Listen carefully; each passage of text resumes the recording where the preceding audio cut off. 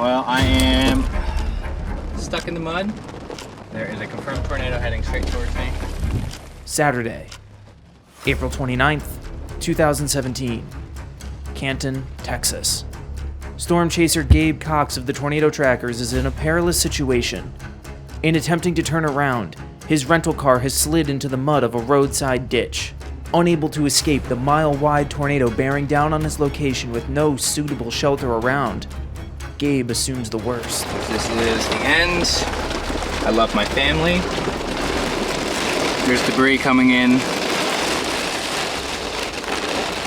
Yep, there's debris falling. Oh my God. The 2017 Canton, Texas tornado family has been regarded by chasers as one of the scariest tornado events in recent memory. To understand why, we need to dive into the mind of a storm chaser to really get the full sense of the harrowing experience. This is Gabe Cox's story of the 2017 Canton, Texas tornadoes.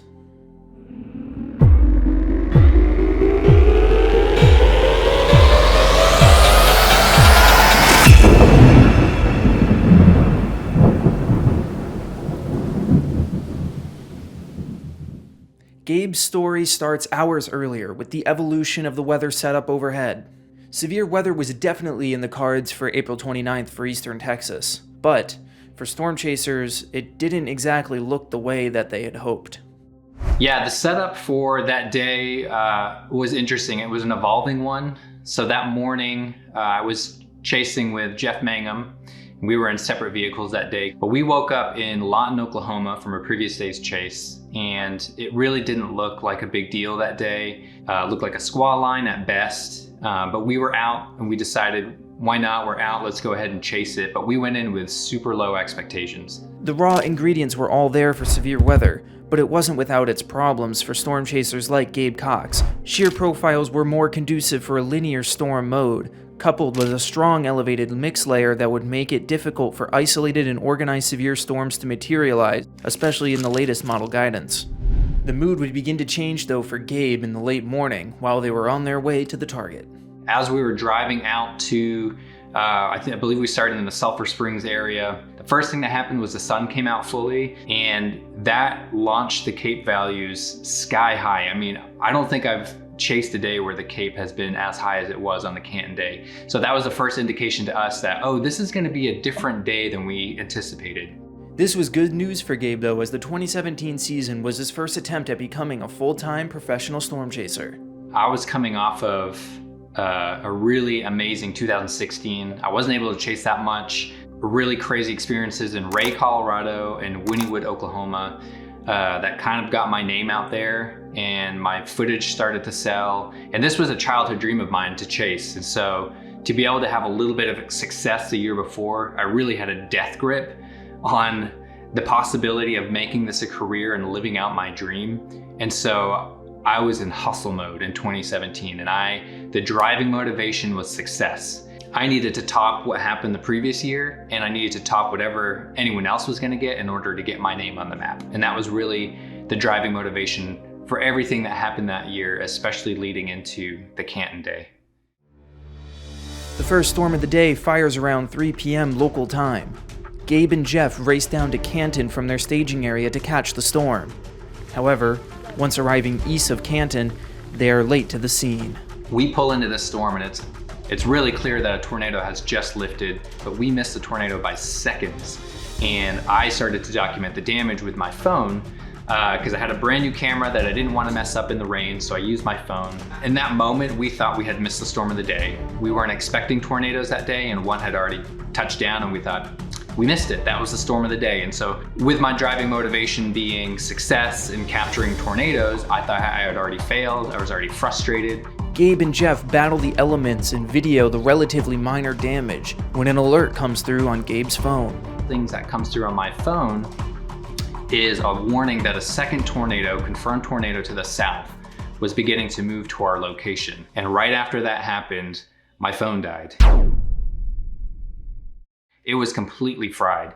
And when I opened up the case, tons of water in it pouring out, and I knew in that instant, as I'm in a separate vehicle from my chase partner that day, I knew in an instant that I had no means of communication. I had no means of information. I didn't have a backup that day. And in that moment, I should have just called it off. I should have known better than to try to make it work. Now phoneless in the jungle that is eastern Texas, Gabe proceeds south in order to gain a visual on the now EF4 tornado.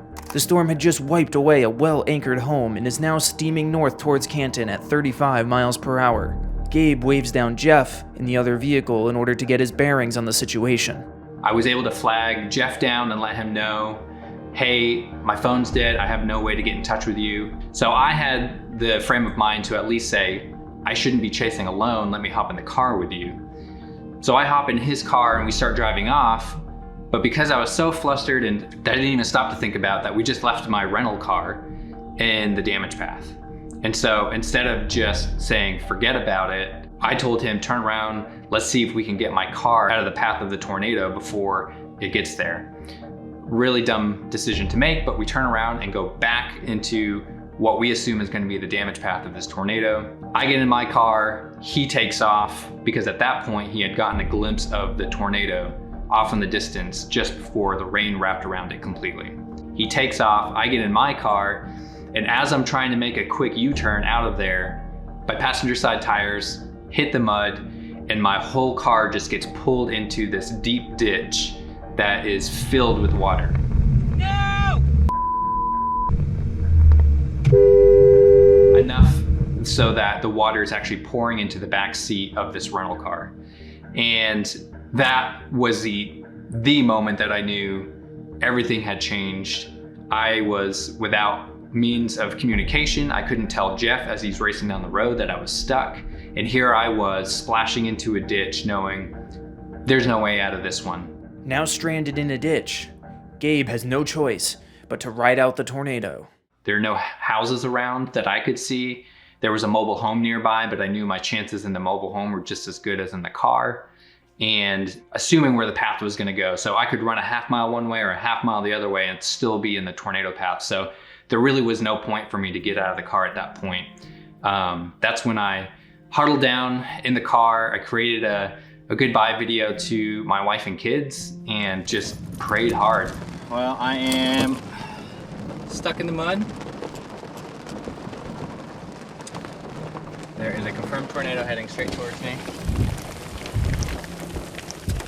My phone has died. I have nowhere to go.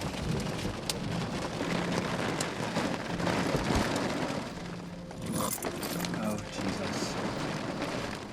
The northerly occlusion of the tornado ultimately saved Gabe. Unfortunately, the Canton EF4 was not as forgiving for others, as there were 2 fatalities and 25 reported injuries with the tornado. Gabe is not out of the woods yet, however, as just to his east, another large tornado is making its way to the ground. I realized somehow the storm had missed me. And while I'm waiting to get pulled out of the ditch even, I looked over to the other side of my car, and it's apparent that there's another tornado either developing or on the ground. And so at that point, it was just, I lost sense of reality. So I get pulled out of the ditch and I start driving in the direction that Jeff had gone, and I immediately come up on this mile-wide damage path. Emergency vehicles are stuck down the road 2 to 3 miles because of debris. So in that moment, I'm running up and down this mile-wide damage path, fully convinced that Jeff has been hit by this tornado.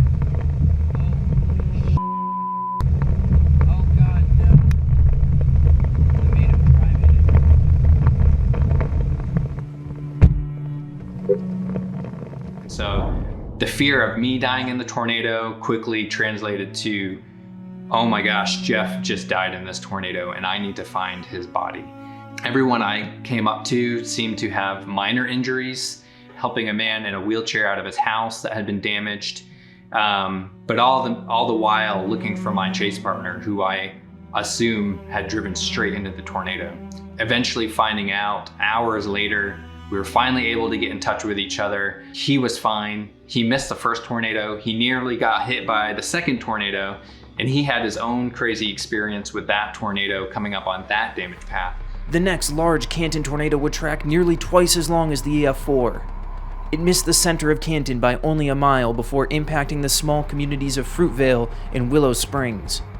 The tornado would rope out just north of Lake Fork, 41 miles from where it originally reached the ground. Another 2 fatalities and 24 injuries were associated with this EF3 tornado. Other storm chasers had also had encounters with the Canton tornadoes. Professional chasers Reed Timmer and Hank Shima both had uncomfortably close encounters with the Canton tornadoes. Even Hank had stated that the Canton EF3 was the scariest tornado of his over 20-year career.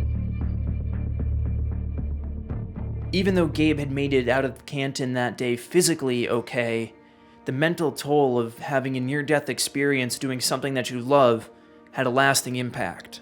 The mental recovery process was a bit of a journey, and I don't think I was fully aware of how much it had affected me right away.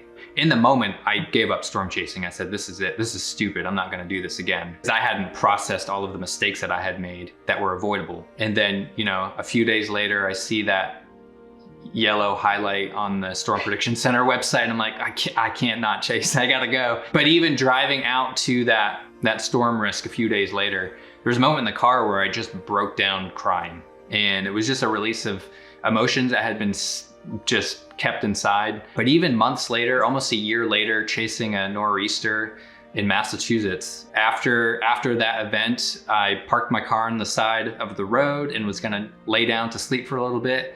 And as I lay down in my car to go to sleep, it triggered that event subconsciously. I didn't even connect the two until the next day. But as I laid down, I got short of breath. It was like I was suffocating, and I had to physically get out of the car as quickly as I could. And it was so bizarre. It was the first time I had a panic attack, and I didn't realize what was happening until the next day, and thinking, oh, the last time I was in that position, I thought my car was gonna get hit by a tornado. So it was definitely a process of getting over that event, talking about it with friends, talking about it with Jeff, and working through it, and just realizing and being honest about how it had affected me. Obviously talking about it with my wife and kids and letting them speak into that situation, and kind of wrestling through, like, is this something that I really truly want to pursue as a career, knowing that this is a risk, and having an amazing wife who is fully supportive and realizing, like, hey, you made some dumb choices. I'm going to trust that you're not going to do that again. The Canton event was a tragic day for eastern Texas. 4 fatalities, 49 injuries, and several $1 million in damages were the consequences of the day's tornadoes. That total, though, could have been higher. Gabe Cox is extremely aware of the mistakes he made on that day. With the lessons learned that I'm gonna take everything as it comes, I'm not gonna have expectations going into things. I'm not gonna have expectations on what the storm's gonna do, and I'm not gonna have expectations on what my career is gonna do.